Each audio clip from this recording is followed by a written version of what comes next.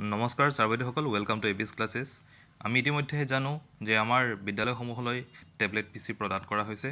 বহুতো বিদ্যালয়ে ইতিমধ্যে লাভ কৰিছে আৰু কোনো বিদ্যালয়ে এতিয়াও লাভ কৰিবলৈ বাকী আছে। সেই বিষয়তে ইউজ অফ টেবলেট PCৰ ওপৰত আজি এখন অৰ্ডাৰ প্ৰকাশ পাইছে।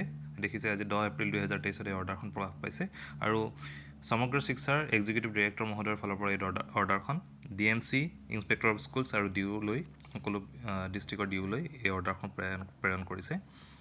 এই অৰ্ডাৰটোত টেবলেট PC ব্যৱহাৰৰ ওপৰত ইয়াতে দেখুৱাইছে যে আমাৰ সকলোৰে মনত এটা চিন্তা আছিল যে যিটো আমাক টেবলেট দিব বা দিছে সেই টেবলেটত ইণ্টাৰনেট ক'ৰ পৰা ব্যৱহাৰ কৰিব। ইণ্টাৰনেট ব্যৱহাৰৰ সেই যিটো আমাৰ চিন্তাটো মাৰ কৰি আজি এই অৰ্ডাৰটো প্ৰকাশ পাইছে আৰু ইয়াত উল্লেখ কৰিছে যে আমাৰ বিদ্যালয়ৰ প্ৰধানসমূহে একোখনকৈ চিম ক্ৰয় কৰিব লাগিব। অৰ্থাৎ চিম ক্ৰয় কৰি সেই চিমখন টেবলেট PCটোত ব্যৱহাৰ হ'ব আৰু হয়তো তাৰ পৰাই ইণ্টাৰনেট আমাৰ PCটোত লাভ কৰিব।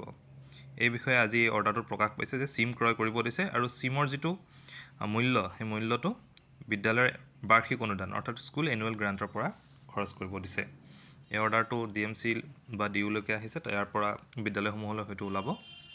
গতিকে যিটো আমাৰ এই অৰ্ডাৰটোৰ পৰা বুজা গৈছে যে চিম ক্ৰয় কৰিব লাগিব, চিমখন ইউজ হ'ব আৰু তাৰ পৰাই হয়তো ইণ্টাৰনেট ব্যৱহাৰ হ'ব।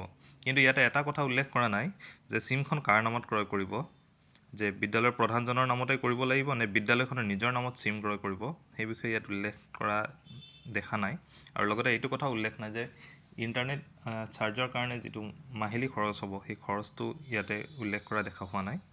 হয়তো সেইটো ক'ৰ পৰা কৰিব লাগিব সেই বিষয়ে পৰৱৰ্তী সময়ত হয়তো নতুন অৰ্ডাৰ ওলাব।